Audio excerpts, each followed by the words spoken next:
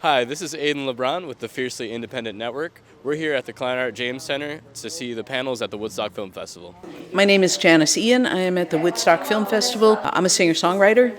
I have 10 Grammy nominations and 3 Grammys, and they invited me, so here I am. The first song I wrote the first song I got to record is a song about a black boy dating a white girl, and it was 1965, 66. We recorded it for Atlantic Records, who gave it back to the producer, Shadow Morton, and said they couldn't put it out because of the subject matter. He took it to 22 major labels. They all turned it down. He finally found a major label at Verve Forecast, which we later discovered had been formed by MGM Records as a tax loss. So they signed up everyone in Greenwich Village that they thought would lose money. But it worked out well for us because they released the record 3 times.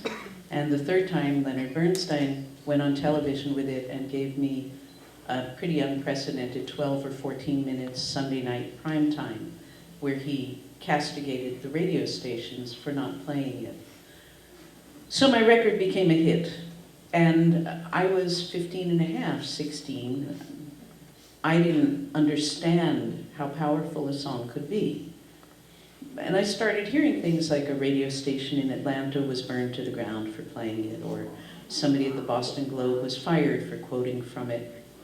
But I did what you do when you're an adolescent faced with the ununderstandable. I ignored it. So I was playing in California at a sold-out concert, and I went into my hit song, which I insisted on doing mid-show because I didn't want to be a jerk and end with it, because I felt that I had much more to offer, as most artists do. And I heard a commotion coming from audience right. And of course, being as self-involved as any artist, I assumed they were talking about how fabulous I was, so I ignored it. And the commotion got a little louder, and a little louder, and a little louder. And finally, I stepped back from the microphone to find out what the fuss was. And just as I stepped back, a figure detached itself from the rest, and he stood up, and he cupped his hands around his mouth, and he yelled at the top of his lungs, "Let her go home!" Remember, I'm 15 and a half, 16. I had never heard that word said out loud. I kept singing because I thought that's what a professional would do. And as I kept singing, he kept yelling. Then the people around him started yelling. And it became a really vicious chant of lover, lover, beat, beat, lover, lover, beat, beat, until I finally started to cry. I walked off the stage with as much dignity as I could imagine. And then I ran to the ladies' room, and that's where the promoter found me, crying my eyes out. And he said, "I'm not going back." And he said, "You have to go back." And I said, "I'm not going back." And we argued. And then he said the one thing that would get me to go back. He looked at me and he said, "I cannot believe the girl who wrote that song is a coward." Now, I'm Jewish, and I was raised to be a Maccabee.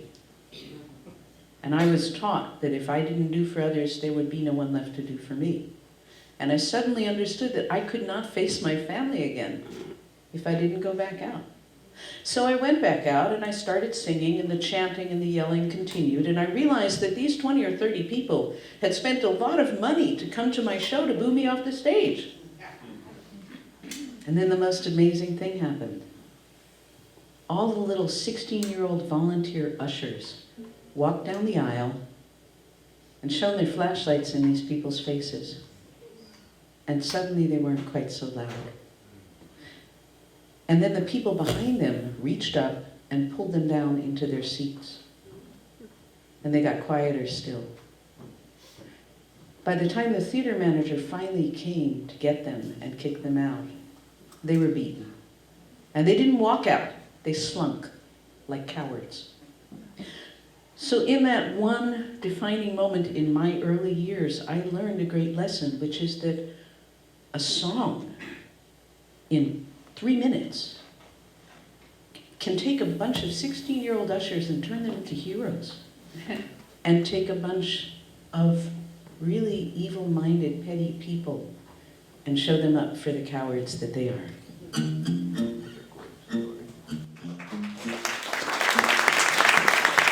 I think music always helps with political climates, and it doesn't matter if it was then or it's now. I think music is music. You know, I don't care much about genre classifications, even though radio does. It's a false construct that radio created so that they could sell more. So I'm all for just listening to music with an open mind.